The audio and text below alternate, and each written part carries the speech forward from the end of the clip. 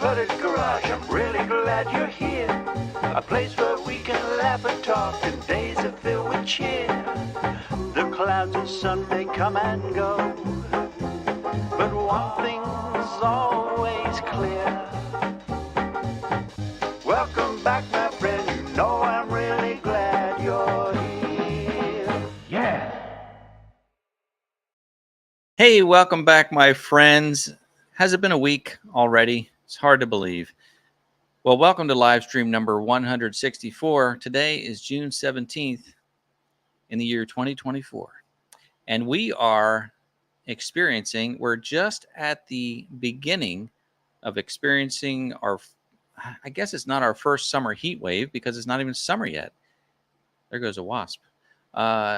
We are going to be, I think by this weekend, over 100 degrees Fahrenheit. And that's not heat index, that's actual temperature. So it's kind of rough. Today is hot out there, and it's going to get worse the next few days. It's okay. I've got some window units running. We're keeping the house maintained all right. So anyway, I hope you're doing well where you are. If you're new to the channel, what we do on this Monday night live stream, we meet every Monday night here. We talk about life in the country and tractors and projects and outdoor things. So if you are new to the channel, if it's your first live stream, please type it in the live chat. Say something like, hey, it's my first time here. We just want to welcome and let us know how you found the channel. Was it YouTube or Facebook or Instagram or TikTok? Because you can find me everywhere now. I haven't been uploading to that Threads app. I know that's one that's out there, and I had created an account there, and I don't know what's happening with that one. I feel like it's not really catching on. But anyway, you can come here. We're streaming right now to Facebook and YouTube simultaneously at the same time, as we like to say. We do this Monday nights, 7 p.m. to 8 p.m., nearly every single Monday. And if you do enjoy the program, click the thumbs up. We'd appreciate that very much. About tonight's show, I don't want to delay because this is a very special episode. I love it when we have a guest on. Sometimes it's just me rambling, and you come back time after time, and I really appreciate that. But tonight we're going to welcome Gord Potter from the famous channel GP Outdoors. But Gord has started a second channel, something totally different. I hope you've been watching his new channel, but we want to talk about that as well. Something very creative and interesting. So we're going to bring Gord on here in just a moment. Later on, we're going to do a giveaway. I've got my stickers here that we give away each week. So we'll give away a selection of those. And of course, I do want to mention during this live stream, if you have a question for me, for Gord at all, just type the word question followed by your question. And then as we're going through, we'll try and pick out certain questions and talk about that. But that's basically it. So let's get Gord on here so we can start chatting, because this hour is going to fly by. I just know it. So welcome, Gord Potter from GP Outdoors. Do you have the national bird flying around your head there, Gord? Yeah. Can you hear me okay, Ed? Yes, I can. Yeah. So I don't know about you. So first of all, good evening, everybody. It's wonderful to be here again with Ed. It's been a little while. There's been a lot of TikToks and YouTubes about some guy who created this crazy dragonfly thing. And apparently it's supposed to scare away all my black flies and my deer flies up here. So it was Father's Day yesterday, and Carol found a 6-pack of these dragonfly guys to hook to your hat, and that's what I got. So, of course, I came up this morning up to the cabin, and Husky Bob was awaiting me, and Guy, because they always do. They're very wonderful people, and of course, I got over there and I showed up with my hat with my dragonfly, and they're like, "You got to be kidding me!" And I'm like, "Don't worry, I got 2 more, one for each of you guys." So we're gonna try it out this week and see, because black flies are slowly dissipated because the dragonflies are out, but it's deer fly season. So I'll let you know in the next week or two whether or not this little guy works or not. Fascinating. It'll There probably also keep people away. Hey, what are you trying to say? Right. Like, hey, buddy. Or it might distract people. So I like it. I like it a lot. So Thank you. Thanks for being here tonight. I know you and I have been trying to connect for quite a while, and we finally found a date that worked. So I Yeah. really appreciate you being here, and I want to first thank you for that.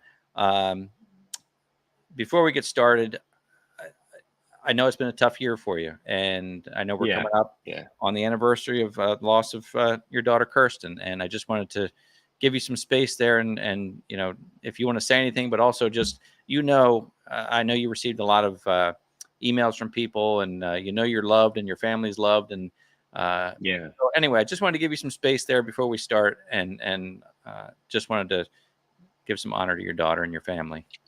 Thank you kindly. Yeah, it's kind of unbelievable or shocking and heartwarming the fact that there's thousands of people you never meet face to face that care so much, even though they haven't met you and your family over the last year has been difficult.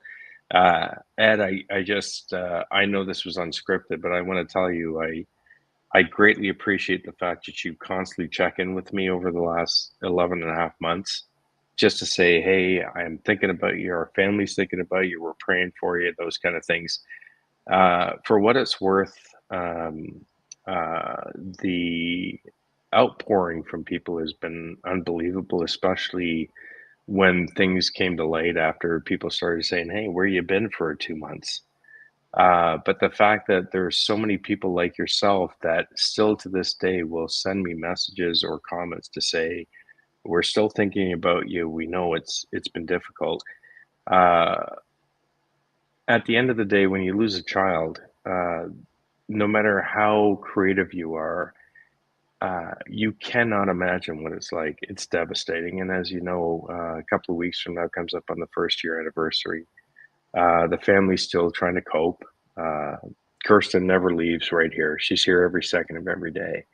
And you eventually try to learn to cope or to move forward, given the fact that's there. But once again, I know YouTube is a social media thing and people can say what they say about it, but you do have online friendships with people. You have people that still to this day leave that tiny little thing in the comments saying, I haven't forgotten. I hope you're doing okay. I hope Carol's okay.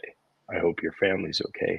People sending emails and especially I know this was not self-serving, but you of many people have stayed in touch with us. You send me those little text messages, not asking me anything, just saying, "Hey, I haven't forgotten. I hope you're okay." And yeah, we're coming up on the first year anniversary.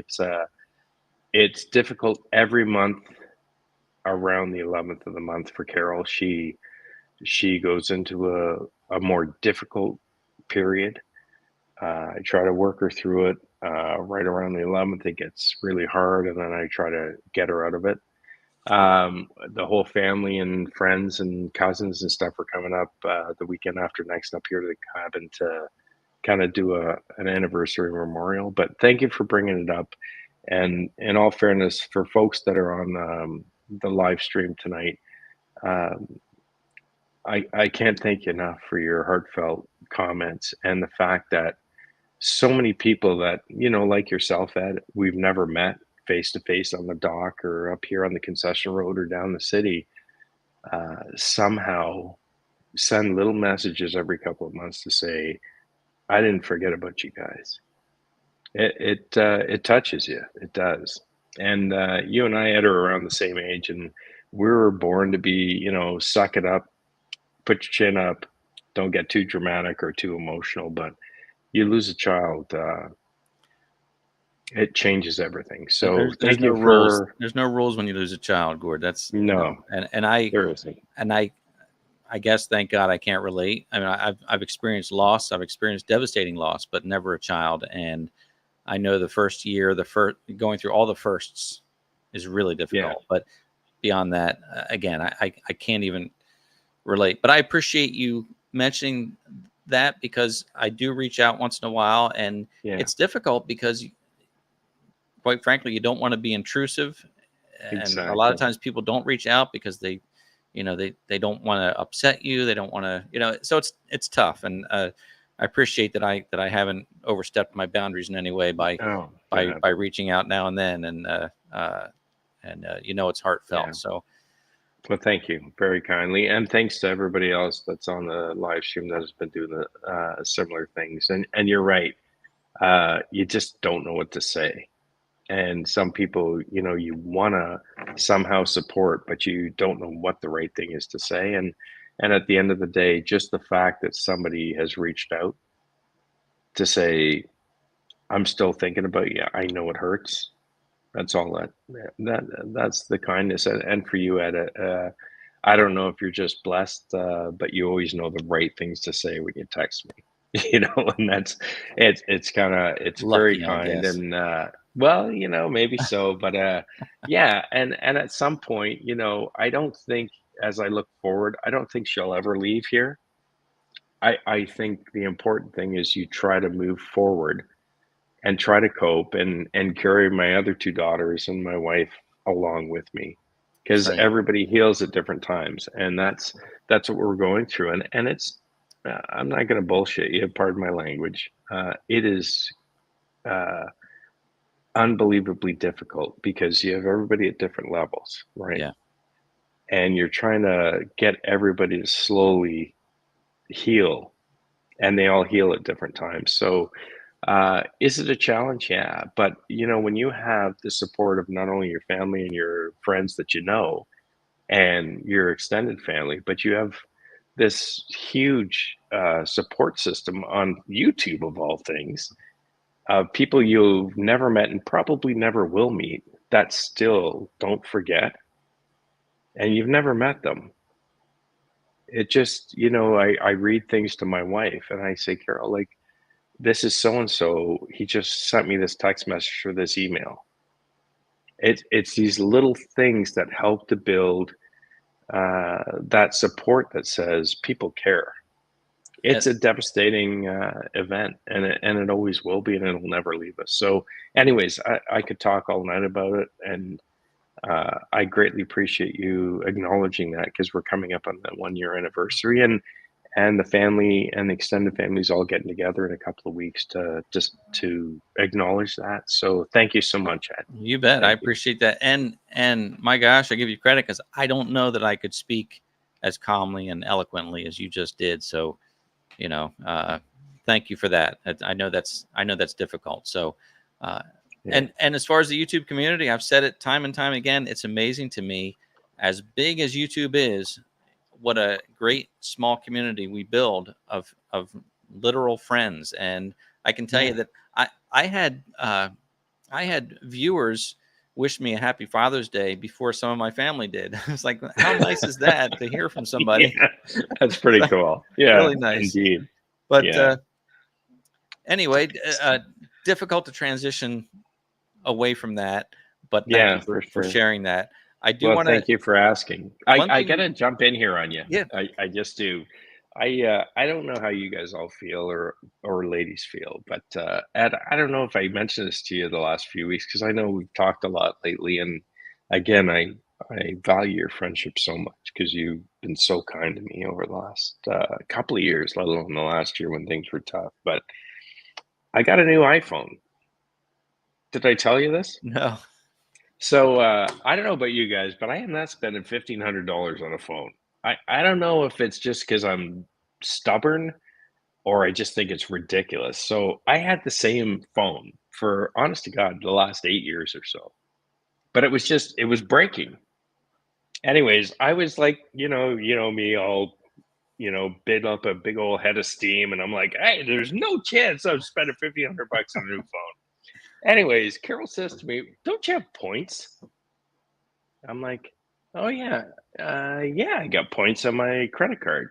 So I look it up. I have a ridiculous amount of points, because you kind of forget about it. yeah, So I could not use the phone was just toast, right? I mean, I've had it forever, and I found out I had enough points to buy two of these. So I bought a new phone on my congratulations. points. Didn't cost me a dime, and things have changed a lot since my phone.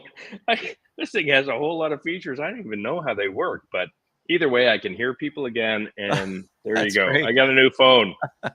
And by the way, for those of you that can't see it, that's Kirsten there with me. Oh, there, very nice, very Yeah. nice.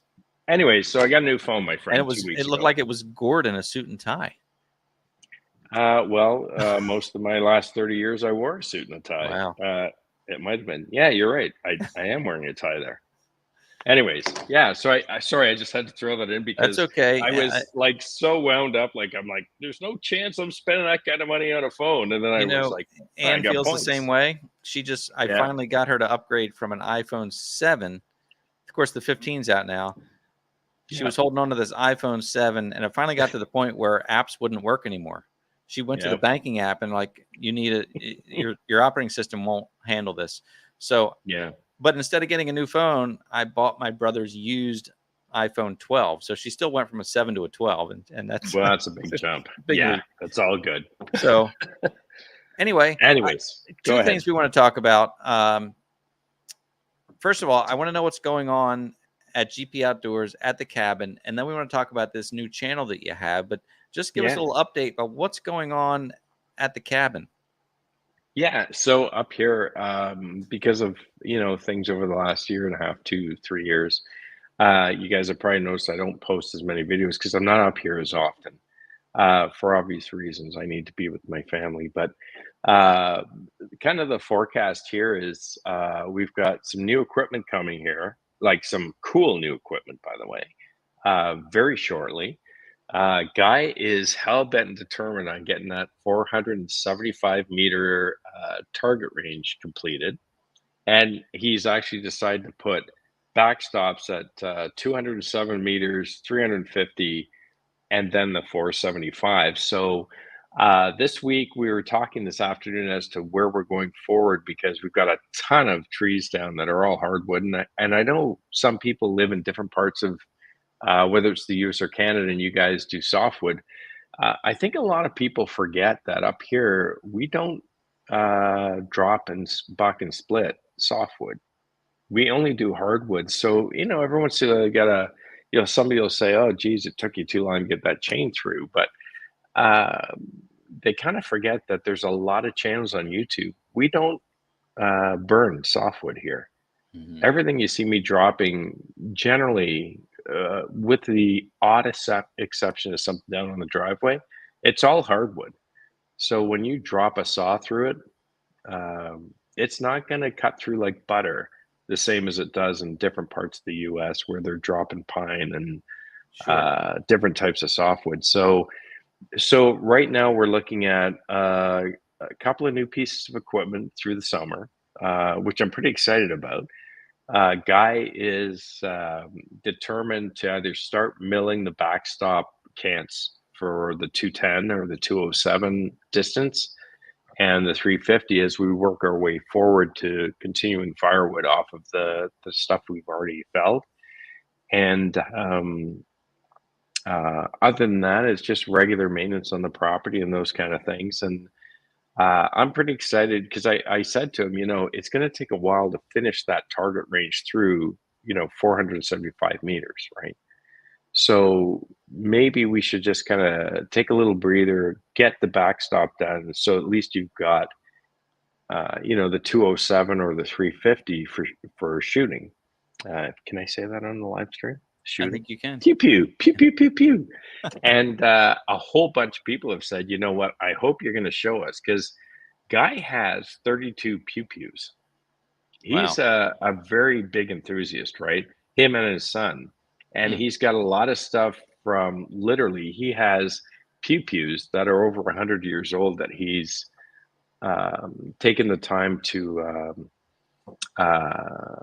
fix up and get ready and make them shoot pew pewable because I have to say pew pews. So what I was saying to him is at least because this is a huge project, right? It's huge. And as much as the beauty of it is we're dropping or we're felling trees that are going to be firewood. So it's not like it's a loss, but it takes time, right? And of course, they want to be able to pew pew a little further than the 100 meters he's had for years, which is that first range he has. So I think what we're probably going to be doing in the next short while is taking a bunch of logs that we piled up by his portable mill, milling those into cans, and building the backstop for the 207 or possibly the 350 yard marker, so that at least they can use that during the rest of the summer while we continue out to the 475. So that's a big deal. Let me ask you something about the shoot. backstops. Is that what you called it for the range? Yes. Yeah. Are you using logs that would be good for firewood, or are you using logs that you maybe wouldn't be able to use for firewood? Yeah. So interesting question. So there are two ways that Guy does his backstops. So the first one is he usually uses basswood or ash, which we could use for firewood.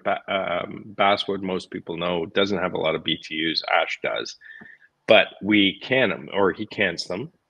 And then once he puts up that kind of front face that you could see if you were looking at it visually, Yeah. we pile a whole bunch of logs, whether they're softwood or hardwood, back in behind it to build up behind it, because you want that.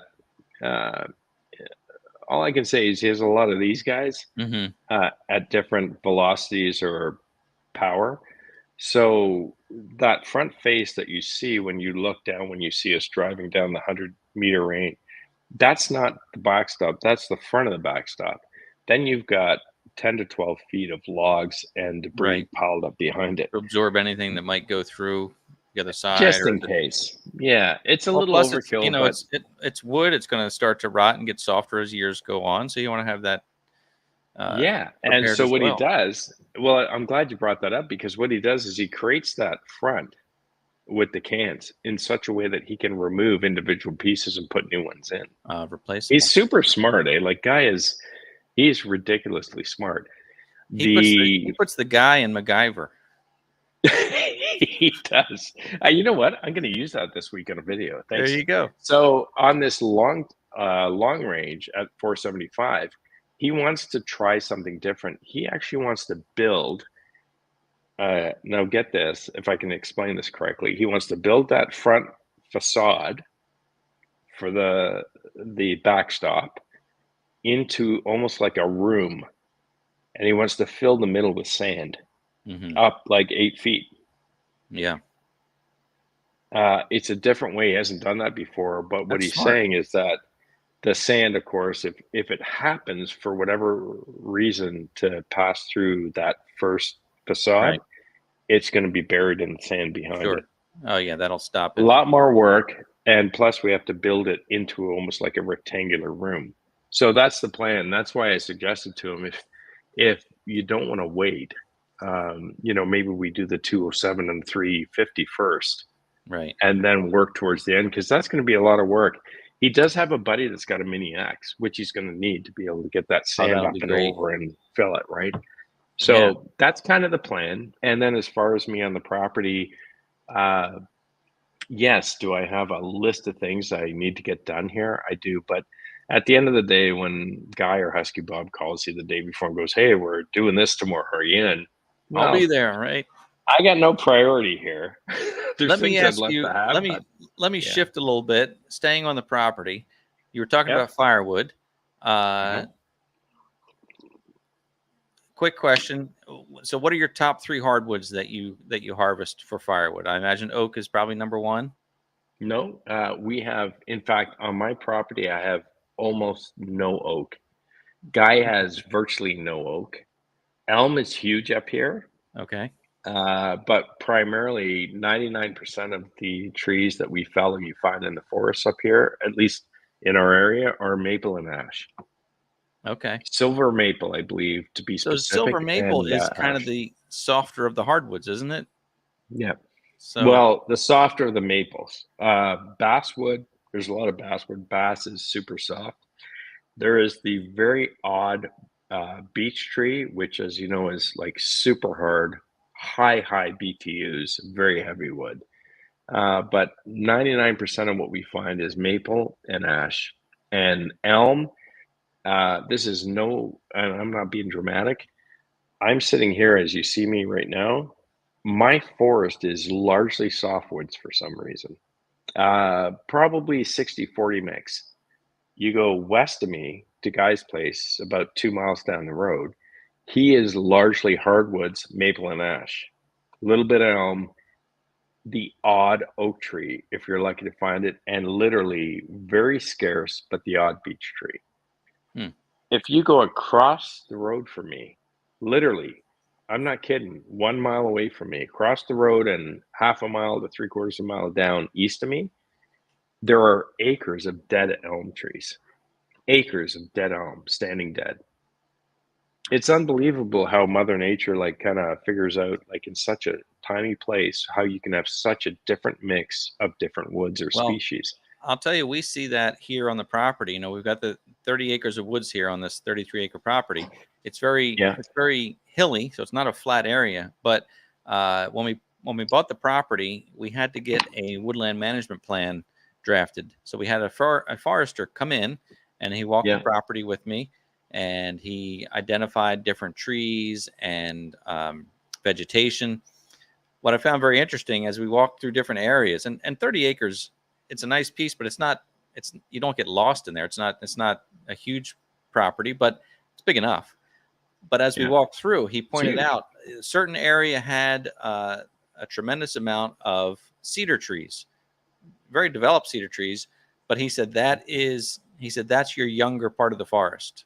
So he said that was probably cleared, less than 100 years ago. That was probably clear property. So that he said that's the younger part of the forest. And then we have an incredible amount of beech trees, and we're experiencing beech leaf disease in this area, unfortunately.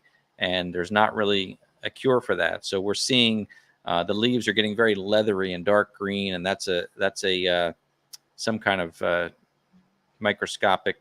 I forget the term for it, but anyway, we're Yeah. having issues with beech leaf disease. I notice up on the Yes. hilly areas, I don't see it, but down by the stream, I'm seeing it. We have a good amount of oak, but like you're saying, even in our little forest, different areas have different Have varieties. different things. Yeah. Yeah, and And just that in that that small area. beach disease, we have it up here. So it's kind of interesting because we have very, very few beech trees, which of course you'd love a forest of beech trees because they're so high in BTU.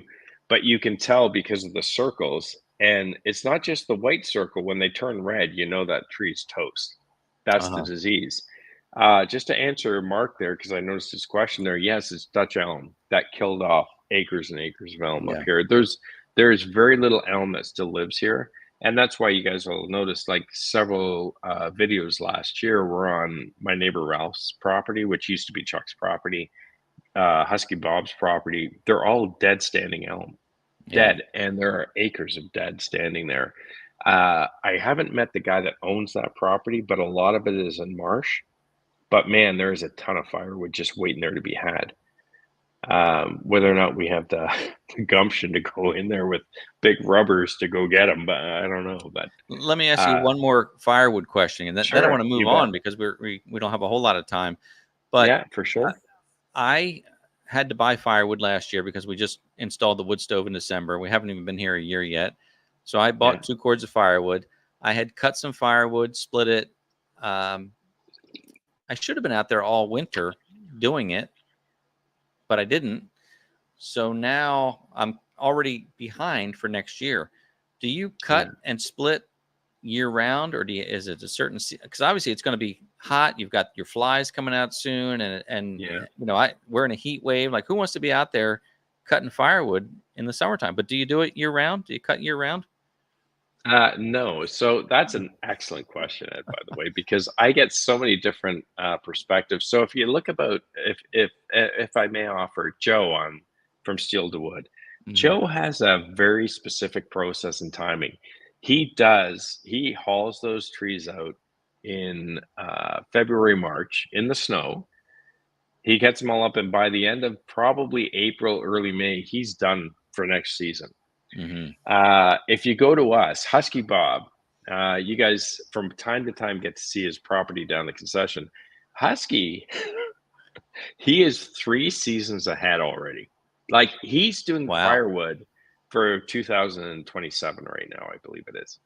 He's like way ahead, but again, he only uses about 3 cord bush cord a year because he has a furnace, so he offsets both.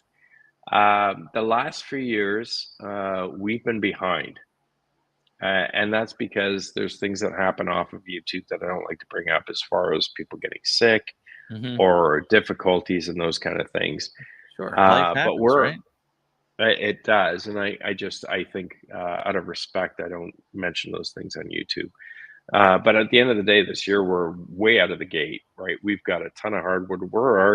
We had about 3 or 4 bush cord left over from last winter, which means now they're a year and a half seasoning.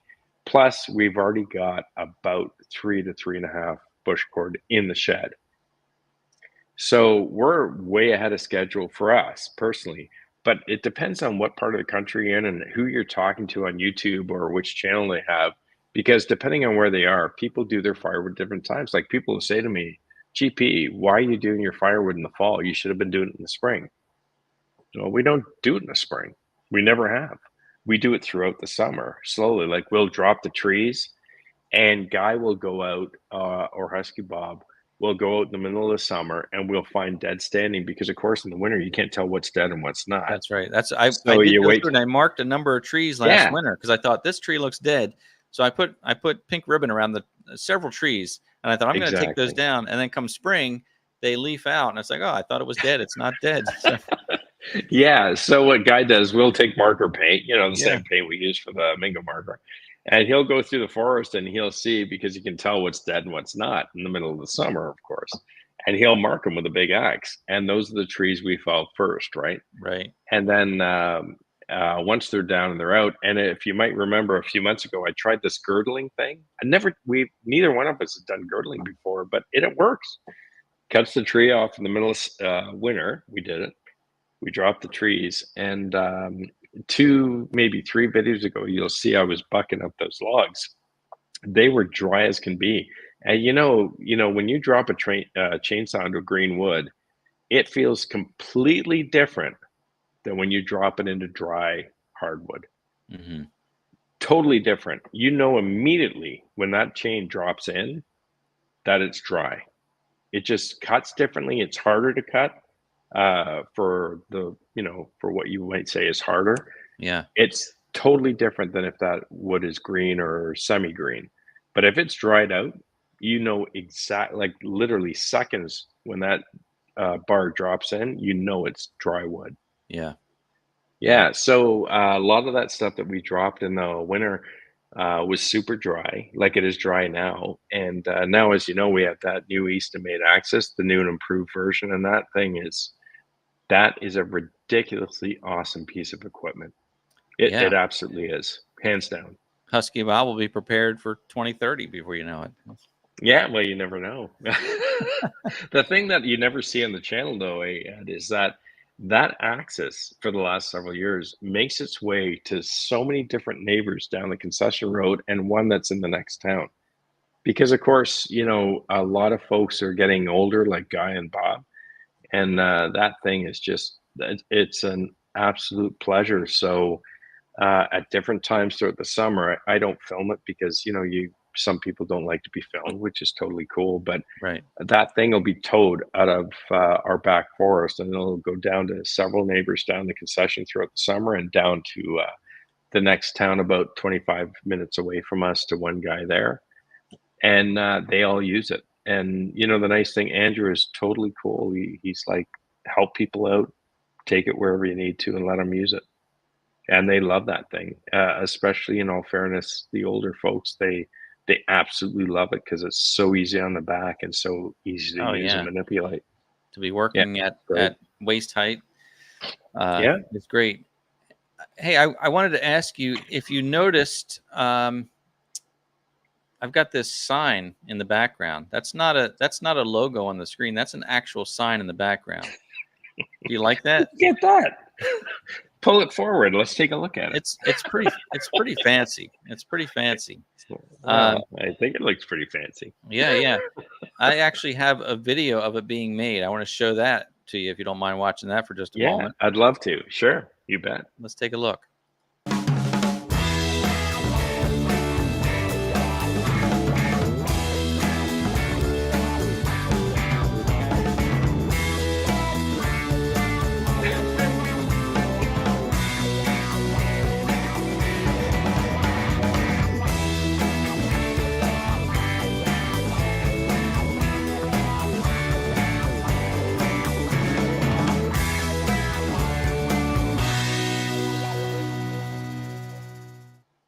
Well, who's that good How looking? about that?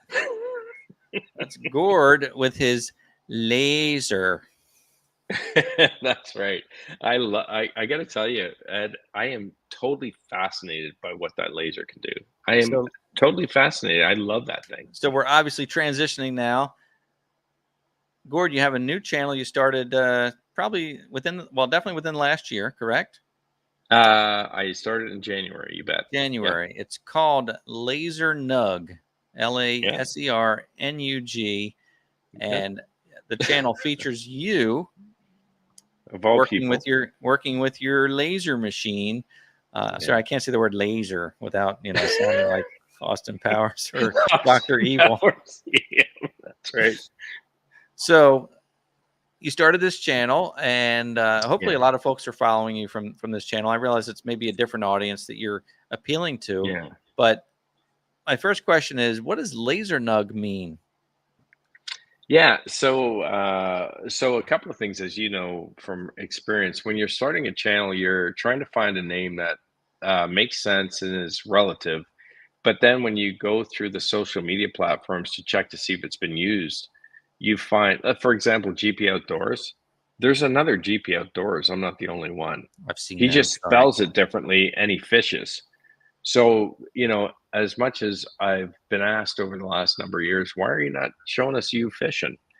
It's because I don't want to compete with him, right? Mhm. Because we're totally different. So if you look at it from a trademark or a intellectual property legal perspective, the fact that I don't fish cleans me, Mhm. keeps me totally clean from him. If Right. I started showing you me fishing off the dock, he might have a case Or if he legally. starts running his tractor. Yeah, then I would have a case because Right. depending on where you are in the U.S. and actually, believe it or not just the U.S. federally, but by state, the laws are different as it pertains to marks or trademark law, Right. similar to Canada. So that's why you never see me fishing, is because he has a channel that's called GP Outdoors, and all he does is fish. So I don't fish. But if we On the did see you laser nug fishing, it part, would be amazing, right? Because you probably catch the biggest fish, right? well, you know what? No lie, Ed. People trailer to this lake on the weekends because we have several different species, and you can sit on my dock with me the next time you come to Ontario, have a coffee or a beer, and literally you will watch huge fish swim right past the dock. That's why they all hang out in my bay on the weekends, Yeah. early in the morning and late at night. Nice. Great Hey, fishing in this lake. but back to laser nug. What's it mean? Yeah. So I decided on the name because one, laser is important because it's laser. Nug stands for new useless guy. And when I was in my late teens, early 20s doing kind of trades work and those kind of things, uh, Nug kind of was, in all fairness, it was not a cut up or a negative term. It was kind of an adoring term for the new guy that was on the construction crew or on the trades crew. What it meant was you're being taught, you don't know a lot, and they called you a nug. So somebody would say, you take the nug with you today. But Wow. it wasn't meant in a negative way. It was more of a fun way of saying, that's the new useless guy. You need to teach him. So that's where I picked it up. It's not about marijuana or any of those things that you've seen online. That's where I got the term from because it was always something we used. And then when I was, at a point where I was no longer a nug and I was training the new guys, we called them nugs, I right? You never take the heard nug that. with you. Is that a Canadian Yeah. term? Because I've never heard that before. Well, maybe it's an Ontario term, but I worked for a number of utilities when I was younger, and that was kind of the way you referenced them. It was like you had your trucks, whether they're 5 tons or larger or whatever, and it was like you're taking this crew and you're getting the nug today. You're getting the nug today. I love that. It Yeah, makes it was always perfect the nug. sense. I'm going to grab this sign Yeah, for sure. carefully. So this truly is a work of art. It's Thank hard you. to show on screen, but this is 3-dimensional. You've got, Yeah. literally 3 layers here. We've got this clear background. and then the Yeah. black letters are raised, and then the orange background is on top of that, and then the white Yeah. letters are raised. So it is just, I mean, it's just beautiful. I mean, really. Well, thank you. I, Thank you. And I'm I glad can you like only it. imagine how tedious this was to make. And I've seen you've done some other samples. I know you did something for Ross and some other channels. So you've been using us as your test. Yes, I have. In all fairness, I'll admit it. Yes, you're my guinea pigs. Yeah. So Well, lucky where that us. came from, well, and thank you so much. What I've been looking for as I'm trying to learn how to use this laser is I was using GP Outdoors and Laser Nug and those logos at first, and then you're trying different types of signs or different types of applications for the laser, and I thought, I'm using up this material and I keep using Laser Nug logos or Laser Nug related stuff or GP Outdoor stuff. Um, if I'm going to do this stuff, I want it to be a benefit, right? And the important thing, for example, with your logo there or that sign behind you, putting those black letters and trying to figure out a way to be able to mount the different colors and keep that on those layers was a new thing for me for that sign. That's why when I reached out to you, I was like, do you mind if I try it? Because not only does it give me that opportunity to learn how to figure it out, but it was a challenge for me. And on top of that, when I'm done, hopefully if you like it, it's something that you can hang and be proud of or put it somewhere in your property. And every time you look at it, you'll think of that old Canadian guy up north that's getting old.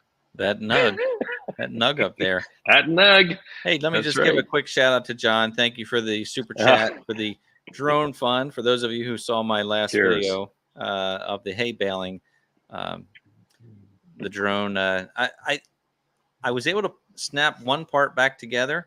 This part has little tiny like eyeglass screws. I'm going to take those out and see if I can bend this back, and then I'm going to fire it up and see if the gimbal centers itself. And if it does, I've got some new props to throw, and I'll try it. So it may not be a loss, right? It may not be a loss. Well, but thank you for that, speaking of and thank you, Edward Joyce, too. Happy Monday. Oh, nice. To you. That's very kind. Awesome. Appreciate that. Thank you. Speaking of DJI, have you tried that Pocket 3 yet? I was going to ask you about that offline, but it's okay. That's okay. I watched your video today of the logs with the grapple, and I've been looking at that Pocket 3, and I'm afraid that it might be too fragile. But then I watched your video and I said, Gord's using a Pocket 3 because I watched the video track you as you went across, and I thought, I know he doesn't have a camera operator, so I bet you it's the Pocket 3. And the image quality looks great. I'm just afraid that I'm going to break it. Yeah, it is very fragile, so I am very careful with it. But the thing is, I had to replace that last GoPro because it's been conking out on me since November. So I knew, as I think if you'd watched that video I put out a couple months ago, because people were asking about what cameras they use. I've had it with GoPro. GoPro is terrible compared to DJI. I keep hearing that. So I replaced my last GoPro with an Osmo 3, and I had to replace my currently last GoPro because it was just crapping out on me too much. And I realized it had the biscuit, right? And in all fairness to these cameras, like just like you, we're using them in negative 35-degree temperatures in the winter. And, this week it'll be plus 44 or 46 with the humidity here. And I'll have those cameras out. So in all fairness to them, we put them through a bit of a workout. But I wanted to try the Pocket 3. And the reason I didn't try it before is because they could only do face recognition on the movement. Right. And this active track 6 will now do objects.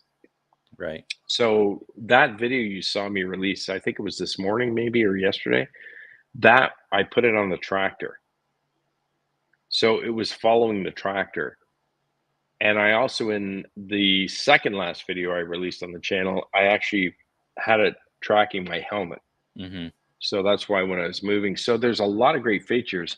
It's not 100% proof, but I got to tell you, Ed, because you do this the same as I do, grapple a log, pick it up, then shut the tractor down, put it neutral, put the brake on, shut down, whatever, get out, walk over, turn the camera off, go put it at the log pile, turn it on, come all the way back, fire up the tractor again, put it back in range, get the emergency brake off, start driving. Now, if I can have the camera just follow me, it's got movement, and it saves a lot of time in the filming of the videos during the day because, you know, as you know, when you finish a day, you have 2 to 2.5 hours of film. You have gotten in and out of the tractor too many times, or you're running the chainsaw, and you gotta slap the chain brake on, put it down, go over, move the camera to another place, start it again. But if you can have it follow you, it just saves a number of shots and angles And because it you're getting adds a the whole angle. dimension to your Yeah. video too. It's nice to have camera movement. Exactly. Hey, Pee Wee, congratulations on your B26 new owner. That's Yeah, exciting. nice. I've been looking at B26s on Marketplace because I don't have the backhoe attachment on my B2601. So I'm like, should I trade in the B2601, get a bigger tractor with a backhoe, which is like $40,000, or should I keep the B2601, find an older backhoe, and have a second tractor? Anyway, the B26 looks like a really nice sized machine. So congratulations, Pee Wee It Henson, does. on Big, that. heavy, much heavier frame, much heavier It's a loader, much commercial heavier machine. It parts. really is. It is. Yeah. And I did that video on it a few months back because I was in the showroom. I didn't even know I had. And they showed me that. I'm like, what is this? They're like, it's a B26. And I'm like, this thing is huge compared to my B2601 Yeah, that I it's a used to have. totally different animal. Yeah. I haven't seen him in person. Don't worry, Margaret. Yeah. So We're great doing luck. stickers. We're doing stickers here shortly. Yeah. I Just think in a Gord's few talking minutes. too much. There we go. Back to Laser Nug though. Yes, sir. So you have the channel with the laser. You're loving it. You're making things with it. Is it? At this point, it seems like a hobby, but is it something that's going to grow into a business, making products? Am I going to be paying for this stuff in the future? I guess that's my question. Yeah, absolutely you are. So, surprisingly, I've heard this before. I've already been selling a lot of goods. I don't even have the Laser Nug website up. I have the domain registered and reserved, all that stuff. I have somebody building the website because I had a business plan. You know me, I'm a little risk averse, so I overthink things. So I have a business plan out as to when I expect the site to be selling product and merch and doing those kind of things. But I've already had a lot of wonderful people off of GP Outdoors asking for product because there's a few products on my GP Outdoors online site, and others asking for, do you do this? Do you laser that? Do you engrave this? And I've done that kind of things in merch, and whether it's keychains or koozies or engraving tumblers or doing signs or logo signs like yours behind you. I've been pretty shocked because I have no website up yet, and I'm already been selling goods. So my process right now, I have the website for lasernug.ca being developed. I don't expect to turn that up until the end of the year, maybe January, because I'm already selling things even though I have no website. I have no intention of going on Etsy or any of those kind of things because I don't think that's the right approach. What I'm doing right now is trying to perfect what I'm doing. So there's a few products, add like engraving tumblers or any type of powder coated things, pet bowls, those things, leatherette, coasters, a number of different things which I've already perfected, whether it's with MDF or plywood based signs, those kind of things. Acrylic, I'm huge on acrylic, as you see behind you. I love acrylic, and I'm getting really good at gluing it and welding and that stuff. So until the website's up, I'm just taking orders as they come through, GP Outdoors or through my Gmail address is through LaserNug, and I do it. I price them out. I do them. And what I'm working on right now is just to get really good at it. Because at the end of the day, when you charge somebody money for something, it's got to be perfect. And so there's a few things I've got my settings dialed in like tight on, like acrylic. Like I am so tight on acrylic signs now. I am super proud of them. And I'm glad like I was able to help you with that. Well, thank you, because you created a different dimension for me I hadn't tried before. And so, yeah, I'm selling them and I'm making some money coming in. But but my business plan called for obviously a negative cash flow for a period of time before I started to turn positive. So I'm totally cool with where we're at right now. Just for what it's worth, I'm just starting to delve into making signs that are wooden based with acrylic inlays, which is super cool. Like it truly is. I got to tell you, I am so fascinated. That laser does that little wee laser in my garage does such a great job. So right now I'm working on an acrylic wood mix. That's all I'll leave you, but I promise you, you'll see videos on it as I go forward. But it's really cool. So Very cool. if people go to YouTube and they search laser nug, they're going to find you, right? There aren't on YouTube. Yeah, there aren't. No website for retail sales yet. But to watch the videos on YouTube, subscribe, follow along, and I know before long you'll be a laser expert, and you'll be making how-to videos for those of us that want to get involved with laser machines. Yeah, I hope so. And I was just actually this week in Canada. There was a huge, massive conference. It's called FabTech, and they have it every year. Huge conference at the airport.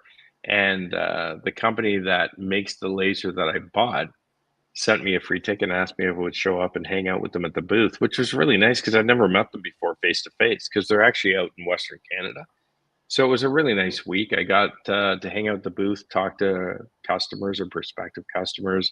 I met all the folks from Thunder Laser, and it was really nice to meet everybody. They're just really nice, down to earth folks. So it was pretty cool. So I think because as a content creator, we tend to be creative, and that seems like a natural progression for you to go into this. I know a lot of other people have different hobbies and whatnot. I've always had an interest in these lasers just because I think they're really cool. I don't really have a use for one, but I think I would probably also break it because I'm kind of a player. My wife would say, do you have to play all the time? You're going to break it.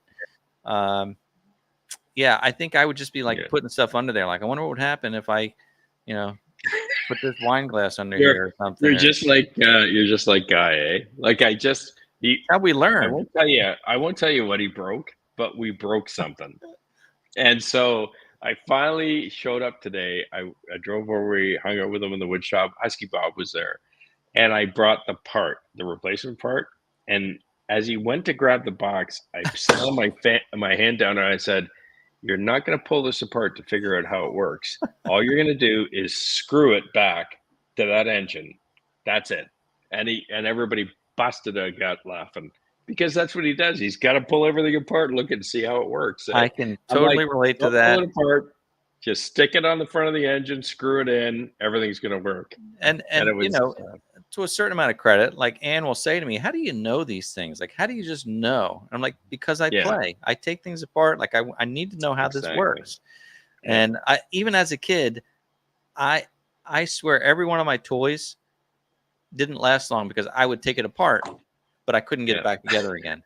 That was always the thing. Like, I took it apart, but now the springs flew out. And being in the video production business for years, VHS was how I started out. And just learning how to take a VHS tape apart to repair it, not that it's a thing anymore, but if you take the screws out of a VHS tape and you lift the lid off, things fly out of there. So you have to learn, you take the screws out and then you flip it over and you take the other end off, and then it stays together. But how would you know that if you didn't experiment with that? Exactly. But I got to ask you this question. I apologize. I just got to jump in. Back in the, I guess it would have been the late 70s, early 80s, that VHS kind of exploded. And Sony was a big pusher and marketer of that. There was also a second type of video recording tape called Beta, was it? Beta was Sony. In your opinion, forget about marketing and all the money that went into saying that VHS, because VHS, as we all know, won the day and everything became VHS. Which technology or recording medium was better, the Beta or the VHS technology? Honestly, in your opinion. Well, I don't really have an opinion on it because VHS, by the time, I don't have an opinion based on experience. Okay. VHS obviously won. So when I started the video business, VHS was already what everybody had. But I know all the studies that said the beta was actually better. It was better quality. Yeah. And the fact is, all of your news outlets, your local news networks, used beta cam. Right It was the on. same tape. Yeah. It was a little different technology, but they all used beta for years. So that the broadcasters used beta. So beta still kind of won because they were selling, $30,000 machines when VHS was selling $500 machines. So Yeah. Right beta on. did okay, but it should have won for sure. So Yeah, it's funny. I'm glad you said that, and I appreciate your insights because, like, I took electricity from grade 9 forward, and I went to. Anyway, it doesn't matter.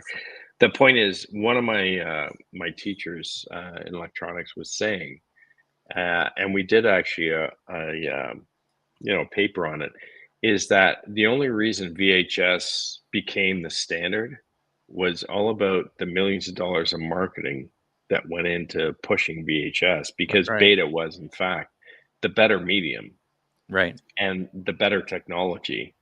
But when you've got all these bigger companies that are pushing whatever it is they want to push, it was actually, well, it's like anything, right? We're consumers. You get bombarded with enough marketing and enough advertising on a specific technology, and you flood the market with it. Yeah. People are going to buy it. But at the end of the day, he agreed with you. He said beta was a far better technology, far better resolution, far better product or technology than VHS was. Yeah. But we all ended up with VHS. VHS was garbage. I mean, horrible Yeah. picture quality, just garbage. Anyway, Gord, we're wrapping up our time here. So I probably talked too much. I'm so sorry, my friend. You know what? We'll do it again. But, yeah, I'd love to. But before we go, we have to do this. Yeah. Time for the weekly sticker giveaway. And all right. As I've said in the past, if you've won the stickers and you don't want to participate and give the opportunity to somebody else, you can do that. If you have won perhaps the round stickers, but not the bumper sticker, you can, when you email me, you can let me know which one you would like. So we're going to do that. But Gord, was there something that you wanted to contribute to this giveaway? Yeah, what I'd love is if you want to do a second giveaway after the stickers, I am happy to give away a laser engraved tumbler, 20-ounce tumbler, to anybody in that wins. I'll personalize it. U.S. and Canada only? Yes, continental U.S. and Canada. That would be great. Yeah. Okay.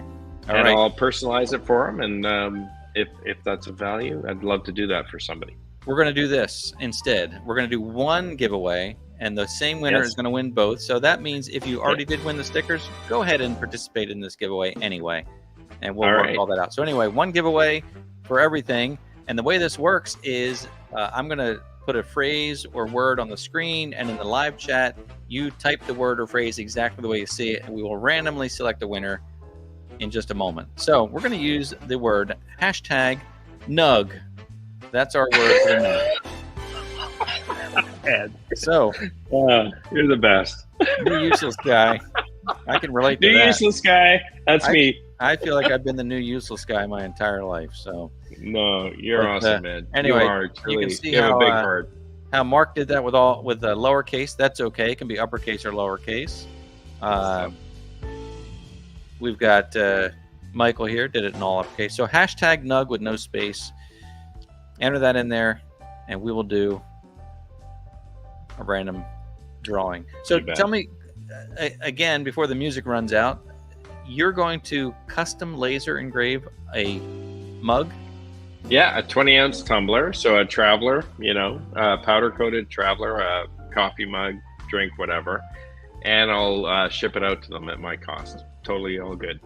That's very kind. So they might want a GP Outdoors mug, or they might want an MCG mug, or they might want their own. Or they might want a picture of a tractor or a chainsaw guy on the side, or maybe they want to put big hearts because they're longtime romantics, or maybe they want my cluttered garage on the side. They might. And assuming you license it to me, I'm happy to. That's right. Yeah, we'll work that out. All right, so we're gonna hit this draw button here. Here we go. Drum roll. And action.